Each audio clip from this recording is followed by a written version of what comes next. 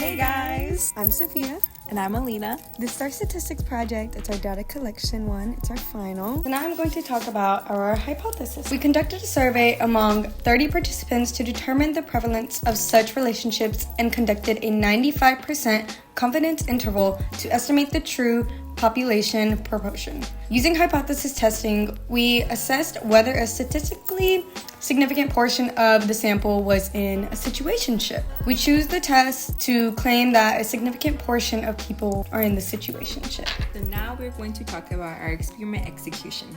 Now we conducted a random sample of 30 individuals and asked a yes or no question. Have you been in a situationship this week? Each participant provided a single response and no follow-up questions were used. The sampling was informal but random among a pool of peers available at the time. The only change made during the experiment was clarifying the term situationship for participants unfamiliar with the concept. A major challenge was the small sample size, n equals 30, which limits the power of our statistical test and the precision of our confidence interval. Additionally, the term situationship may have different meanings to different people, possibly leading to misinterpretation of the question.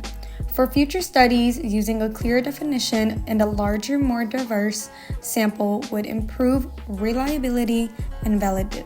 We used a 1 proportion z-test and calculated a 95% confidence interval. Sample proportion is 1 out of 30, which equals 0.03.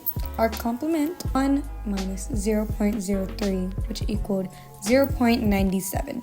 Our z-value for the 95% confidence equals 1.96, and our margin of error equals 1.96 times square 0.03 times 0.97 out of 30, which all concludes to 0.0311. Our confidence interval is 0.03 plus or minus 0.0311. Lower bound is 0.03 minus 0.0311 equals negative 0.0011. Upper bound is 0.03 plus 0.0311 equals 0.0611. Since a negative proportion is not possible in practice, the confidence interval is interpreted as 0 and 0.0611. We also calculated the required sample size for a more precise estimate. Formula, which is n equals z squared times p1 minus p divided by e squared. Using p equals 0.42 and e equals 0.15 and z equals 2.17.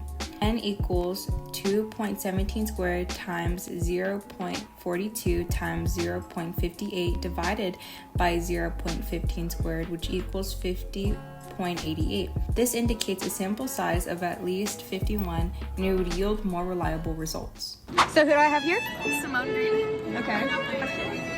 Have you been in a situationship this week? To be honest. No. No? Okay. Nah. Okay. What is your average screen time in a day? 10 hours and 59 minutes. Okay. Thank you. Who do I have here? Milo. 6 hours and 42 minutes. Oh, wonderful. Thank you. Not this week, but I have before. I'd say, oh my gosh, 5. Okay. 5 hours and 50 minutes. Thank you. No. Okay. 9 hours. Thank you. This week? Yeah. No. Okay. At least more than 10 hours a day. Average is 7. Okay.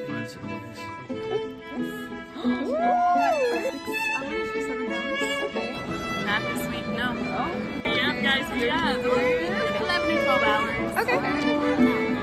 8 hours and 8 minutes. Thank you. Okay.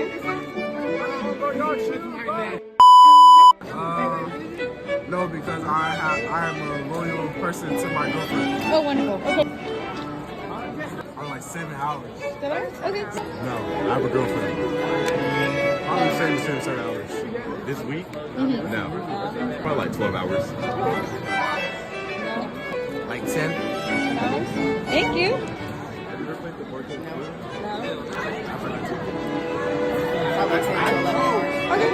No. Okay. Screen time in a day. 6 hours. So, who do I have here? I am Melissa Stewart, drawing teacher. Okay. First question. Have you been in a situationship this week? What is that? How long have you been married to? I talked to my super awesome hot husband. He's so gorgeous. So is that my situation? Yeah. All right. I talk to him all the time. All the time. What is your average screen time in a day? So I guess this is saying, is this his daily? Yeah. This is the average, yes. That's not healthy. It says 6 hours and 19 minutes. That's a lot. Oh my God. Okay. And now for our conclusion. Based on our study, we estimate with 95% confidence that the proportion of people in a situationship this week is between 0 and approximately 6.1%. While the sample proportion is 3%, the wide confidence interval in the inclusion of 0 suggests that our results are not statistically significant. Type 1 error in this context would mean incorrectly concluding that some people are in a situationship when none actually are. Type 2 error would mean failing to detect that some people are in a situationship when they truly are. Due to our small sample, the risk of a type 2 error is relatively high.